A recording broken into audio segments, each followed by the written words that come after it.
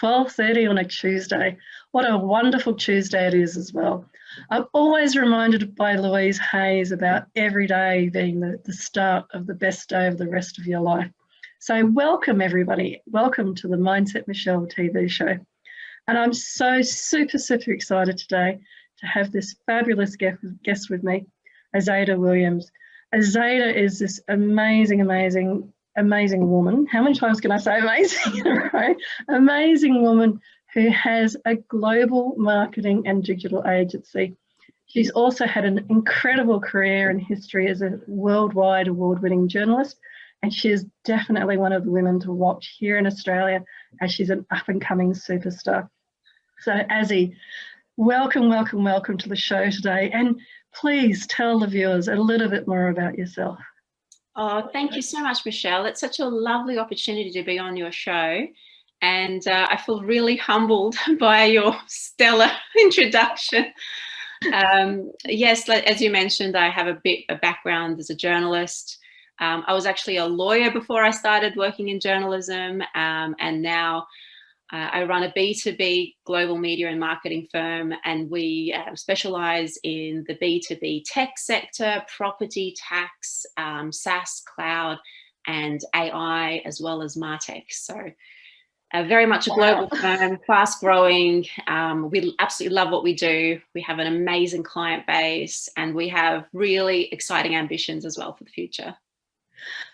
And what's that thread there, just as we're getting to know you a little bit more, what's the thread there, do you think, between journalism and MarTech and all of the other amazing super skills that you have there? Yes, so I have been told by a number of people, oh, you have a very checkered past to lead you up to here. But the journey has led me here, and I can talk you through that journey. I started my career as a banking and finance lawyer for one of Australia's top firms. And look, it was a great opportunity, but my passion was always about writing about law and business and finance. I always felt that I could communicate and instill change through the power of communication rather than practicing the law. So I made a big decision to move from law to become a journalist. I was at mid-20s, I moved away from legal practice and became Thomson Reuters' first legal editor of the new newswire they were just putting out. This was, you know, the internet was just taking off and digital content was just taking off. So I was one of the youngest editors. Most of the people. You mean there was a time before the internet now? Absolutely. And there was so much. I still remember dedicating so much of my time to print work. So it was an amazing opportunity, and we were generating a lot of content fast. We learned about the whole landscape, how technology was starting to impact business making decisions, AI and its role within the legal sector and finance and within business decision making. There were so many exciting things happening, and my passion for media, I was in my happy space, and I remember getting an interview for one of Australia's largest newspapers, which will be unnamed. And I went there and I had my hopes and dreams to work for this publication. And I was the only non-white person in that room. Everyone else had, normal Anglo-Saxon sounding names, and they ridiculed. Look, I came in with a portfolio which was about that thick, and they ridiculed my name. I had my maiden name is a lot longer than my married name. Then they said, oh, how are we going to fit your name in the byline? And at that time, there was not one single non-Anglo-Saxon sounding name in that publication. Now things have slightly changed. I think there's one for every 100 journalists that's still there. I think that publication still has a long way to go for diversity and, leveling the playing field. But I was absolutely crushed. I was really in my 20s. I was just devastated. And it really knocked my confidence as a journalist for a little while. And I thought, you know what, I'm not going to let this get to me. I know in my heart what my passions are and where my talent is. And I could see the GFC coming. I could see it a mile away. So I said, okay, where is the news going to be? Where is the epicenter of this news? Where can I really be to be in the midst of this? And I thought, London. Let's go to London. Packed my bags. I went to London. I'd never been to the UK before. I didn't know anybody in the UK. I went there and I networked like crazy. Within 3 months, I had a full-page feature about private equity in the Times. Wow, that's pretty impressive, yeah. Yeah, one of the biggest publications in the world. And they didn't care about my name. They didn't care how it sounded or how long it was. All they cared about was that I had a legal background. I understood business. I understood how to articulate very complex, challenges and technical issues that were happening in the world. And I could deliver a great, piece of communication that could be understood at a mass scale. And, that kickstarted me on a whole new global journey. So, working as a journalist, publisher, publishing incredible reports for the Times and Raconteur, which is a business supplement, interviewing incredible global heads. I was also headhunted by a technology PR firm in the UK to do a lot of PR content and PR activity. And that's where I really got an inroad into, the whole comms landscape and how that all worked. So it was an incredible, incredible moment in my life, probably one of the most exciting times in my career. And then I met my husband in the UK and we wanted to start a family. And I've always wanted a beach lifestyle. So we decided to come back to Australia to start a family. In Australia, I was lecturing. So I lectured at Macleay College in business news, journalism and professional news practice, as well as media law. So it was really, really rewarding to be able to share knowledge. And again, I felt like my passion for knowledge sharing really thrived in that environment. I had finished my master's in journalism in the UK, and I just felt like I really needed to use that to be able to share all my experiences and knowledge with the next generation of journalists. And it was an amazing opportunity. And at the same time, I was writing for CMO Magazine and Computer World and PC World and some of the other technology magazines across the IDG publication arms. And when coming back to Australia and dealing with these new publications, so I was interviewing a lot of marketers, a lot of CMOs, CIOs, CDOs. I started to understand the marketing and technology landscape, AI, programmatic, all these really new and emerging ecosystem issues. And I started seeing at the same time, I was getting pitched, 200 pitches a day by PR firms. And I could see just, oh, goodness me, these PR firms don't understand technology. They don't understand the ecosystem. They're pitching things that don't make sense. Their press releases are impossible to understand. I was doing a little bit of freelance work for King Content at the time as well. And I could see the content marketing landscape also needed a lot of transformation. And it got to a point when I thought, you know what, I think it's time I actually started my own agency and address this gap in the market and actually be able to provide services to clients to be able to articulate their media and marketing messages through different formats, not just through written, but through video, creative, data storytelling, podcasts, through multiple formats, and to be able to scale that through the right media and marketing channels. And I really felt that this is where I'm supposed to be with all my skills and all my experience, all my industry contacts. This makes perfect sense to me in the whole business ecosystem. And my instincts were right, because our business, it's been going almost 4 years. We've, really grown quickly. We've got a wonderful team. We have clients all over the world, from Australia, Canada, US, UK, Singapore, Israel, India, you name it. And we have evolved. We've managed to become resilient through COVID. We've transformed internally. We've transformed.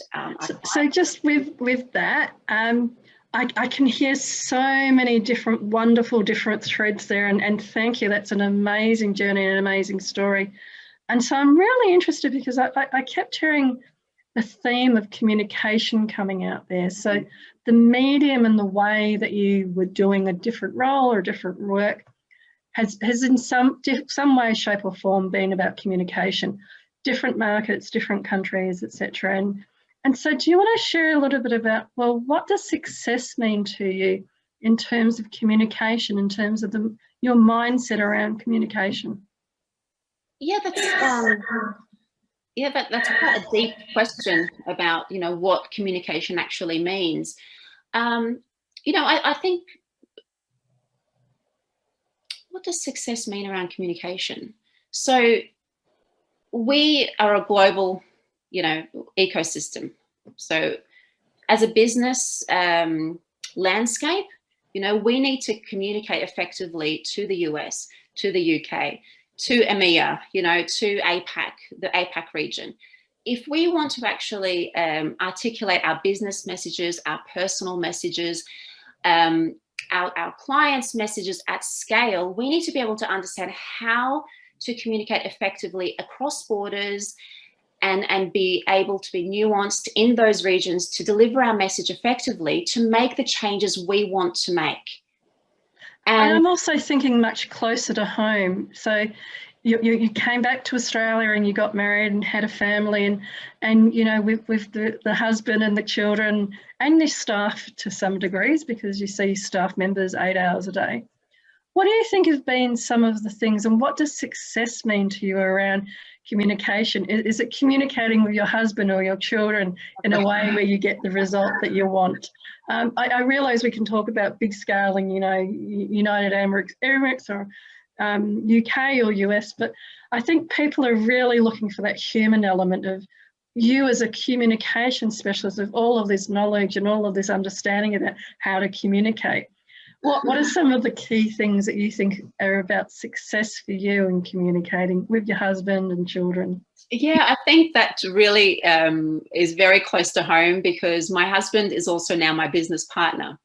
Wow. And before we worked together on the business, we thought we communicated with each other perfectly.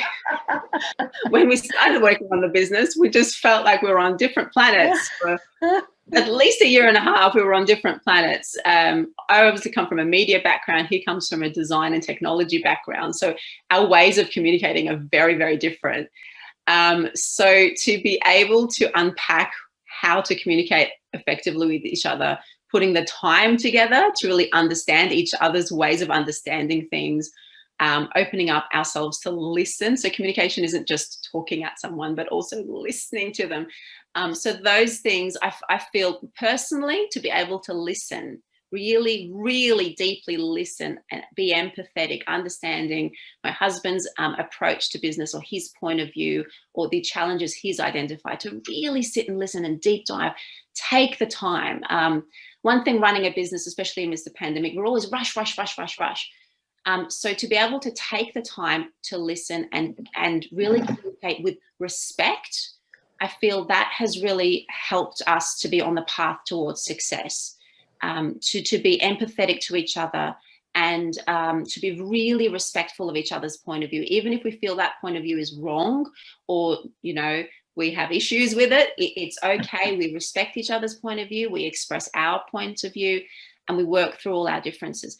That is so much easier said than done. That can take years. And a lot of people give up. I know a lot of husband and wife business partnerships that they just disintegrate, within months, is because it's in the too hard basket. It's extremely challenging. It's imposing on personal life as well. But I do you think that your background is part of what's helped you to be successful with that? I mean, moving to different countries, different cultures, as you were saying about here in Australia, being a young woman trying to have a career when the system didn't necessarily work for you. It was actually quite derogatory. And I loved when you talked about going to London and then getting your confidence back. I myself have lots of different stories, and I know every woman I talk to has similar kinds of stories where, especially in Australia, we don't really name how much of a patriarchal society we live in, but it means that throughout your career as a woman, you're struggling to get the same opportunities as your counterparts, your male counterparts would. But I really think that there's a wonderful theme here throughout, that you then got all of these amazing skills that have really helped you, not only with your husband and children, but your husband as a partner in your business as well. Yeah, absolutely. And I think it's also important to realize building your confidence in one career is one thing, but then transitioning from being a journalist to a business owner, you need to learn a whole lot of other skills and build confidence pretty much from scratch. Because when I started the business, I was still very much pigeonholed as, oh, you were just a journalist, or you were just a writer, you're not a marketer, or you don't know anything about PR, or you don't know anything about this, or going into a boardroom full of, white middle-aged men and being the only woman, with dark hair, funny sounding name, different look, and very overwhelming, and being pigeonholed as just this or just that, and having to really prove your worth and prove your value. And I feel that it took a long time to build the actual credibility. And I felt like I had to work super hard, super fast to build that credibility. I love this, because what we want to talk about on the show today is a lot of things around mindset and tips for what's been a successful mindset for you. And I've already heard you share wonderful stuff about confidence and about listening, and also now about, the courage to go into those settings and those environments where, they're making fun of your name, or you're the only woman there. Even the other not long ago, I was in a meeting room where the client was a large bank, and I looked around the room and thought, they're actually talking a different language to me. We were here in Sydney, but they were talking a different language to me. And it was really quite, how do I value add so that I don't just get seen as the wallflower in the corner? And it was just quite bizarre to, again, adjust, adapt. And I think, such powerful and strong women like yourself, it's adjust, adapt. But would there be other mindset tips that you think of for success that you can share with people? Yeah, absolutely. First of all, I do want to reiterate how important those points are, Michele. Having confidence, being agile and being able to adapt, being, to evolve. I think those things are really, really important, especially now, in a pandemic where things are changing, things are happening really quickly. I think also from my own mindset, I do feel that running a business and growing it, the whole concept of a successful mindset and the way we've been programmed to think what success looks like from a business leadership perspective, I think needs to change. There's a really great pie chart out at the moment that says, how we taught to measure success as business leaders, and it's like 50% salary, 50% job title, and then it presents a new way, which is your mental health, your physical health, your job title, your salary, free time, and liking what you do. A nice balance of all of those. That brings about your feeling of success within you. But at the end of the day, it's all about balance. I kind of feel like, and I'm going to ruffle a lot of feathers with this, but Mark Bouris, he's an amazing CEO, entrepreneur, and mentor. But a lot of his content that's out on LinkedIn, has things that glorify burning the candle at both ends and being up until 3 a.m. and, just glorifying overworking and working overtime as a signal of success. And I don't feel that that's relevant anymore in a pandemic. And especially now, we have so many tools and resources and technology at our fingertips that we can now work smarter, not harder. So I think a successful mindset is about understanding how to work smarter and also balancing that with your base needs of your mental and physical well-being, connecting with your community and your family, and having time to create memories. I think memories are what really drive us as human beings, memories and connection. And I think to always keep in your mind how important it is to create beautiful memories and to create real human connections. Those things will drive a successful mindset. I do a lot of work, and I've spoken a few times already this year about legacy.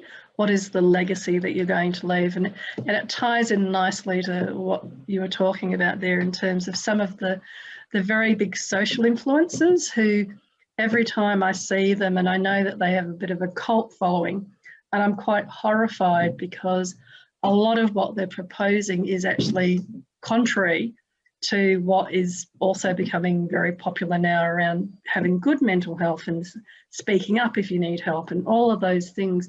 And you still have, like you said with Mark Boris, a number of quite influential social influencers who are still very much in that old aggressive male mindset of do it or die. It's a bit like the Marines, do it or go. Don't, if you're not going to do it 100%, then go home.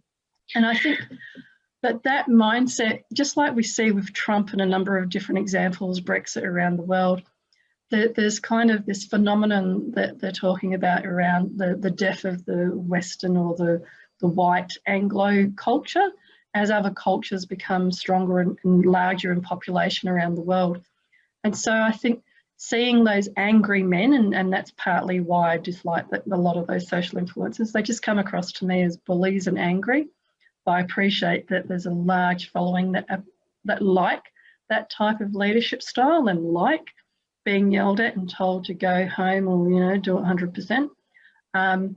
But I also think that what's so wonderful now is that technology means that you and I can have these kinds of conversations. Women typically previously would have been quite hidden and we would have had a lot of trouble getting access to this kind of technology because it would have been within certain groups. So I think that for women, it's not now about becoming like the men to get to the top, and we don't need to become like a Margaret Thatcher or somebody that was much more male in personality traits. You can actually be much more yourself, whether that's male or female, but there's also all of those different types of options now. So not all men need to be like a Mark Boris or a Gary Vaynerchuk and yell at people and be, quite bullying in the way that they say things. Some of their stuff's great, but the way that they're saying it is actually really aggressive. And as a leader, it's not very servant leadership. It's not very kind. It's not very respectful. It's basically just army style. But there is, there's always times and places for things, and there's always different horses for different courses. And so I love those points that you're making around, finding that balance and finding your tribe. I talk about that a lot on this show, about finding your tribe and finding the people that resonate. So just like there's people that will resonate with a Mark Boris kind of hardcore 1950s style of doing things. It doesn't work. It's leading to 75% of CEOs suffering from burnout. It doesn't work. It's not sustainable. It might have worked in the 1950s, before technology, before this 24/7 global working culture. It's actually completely unsustainable now.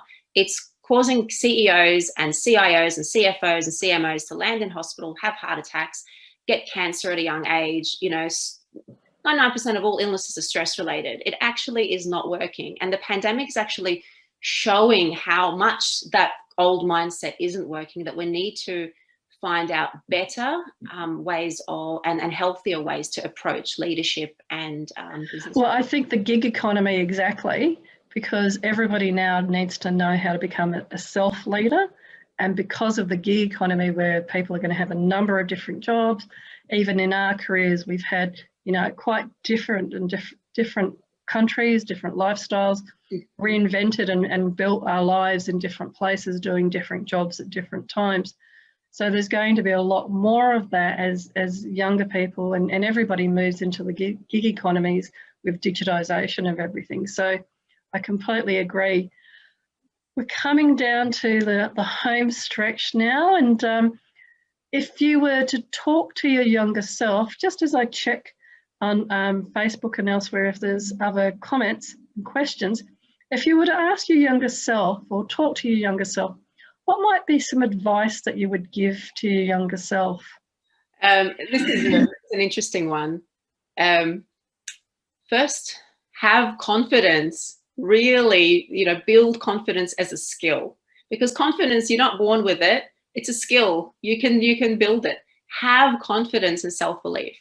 Number two, if you feel like an opportunity that is closed, don't worry, because another one will always open. You'll always find another opportunity out there. And three, do not listen to your parents.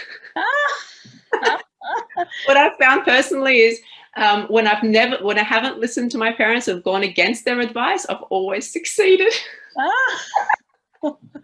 Is that what your children are saying about you, though? I don't think so. Next week, we're going to have one of your kids on the show. She's only 4. Oh, that's fabulous. So I really like that, because I think with such dramatic career shifts and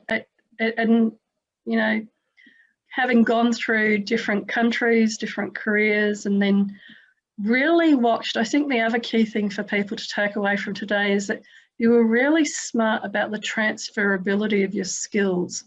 So you were watching what was happening in the marketplace and then transferring your skills into the new growth areas. Mm-hmm.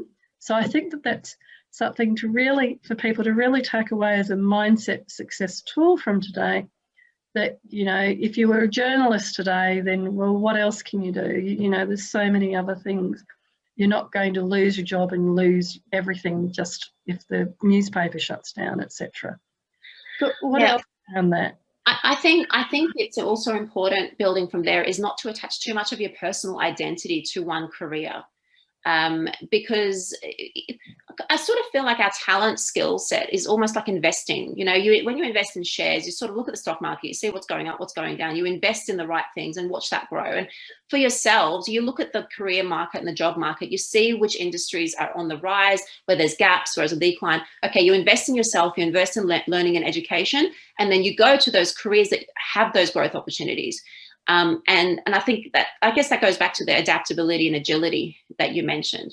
And I suppose going back to, your younger self, is that the world is going to change fast. So you're going to have to keep on learning, keep on evolving. You're not going to be studying, law and expect you're going to be a lawyer for the rest of your life. That might not happen. It might even happen to the lawyers that are actually employed right now, or the doctors, or those in tax and accounting.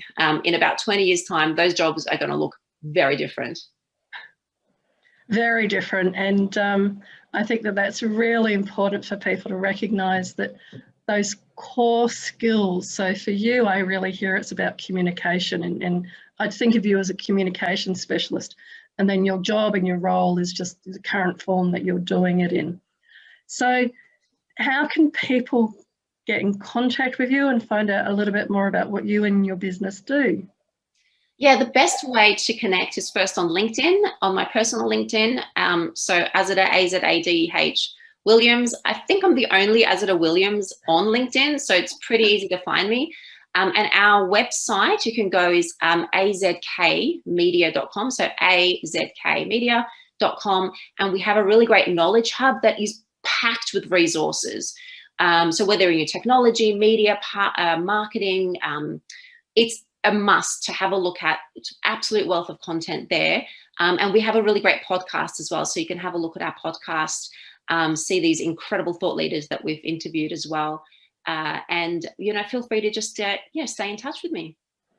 Fabulous. Well, thank you so much for coming on the show this week. It's been such an absolute pleasure, and so wonderful. Good to go on that journey with you from journalism and everything in between, and London and back to Australia again in the northern beaches to raise some kids and start a digital global company. So we've covered quite a lot of, I feel like we've been around the globe a few times here today. So thank you so much for coming on the show, Azadeh. Oh, it's an absolute pleasure. It's been a real delight having a good chat and traveling back to memory lane for a bit. That's so fabulous. Well, everybody, we come to the end of this week's show. And again, I feel like we could be talking for another couple of hours because my guest has just been so incredibly wonderful and so generous of her spirit and of her experience and knowledge to share with us today. And now I'm excited to talk about next week, which is International Women's Day. So I have so many different guests across the week. Please, please, please tune in next Tuesday and I will tell you all about the different guests. But until then, I would love for you to be fabulous, be you, and be great.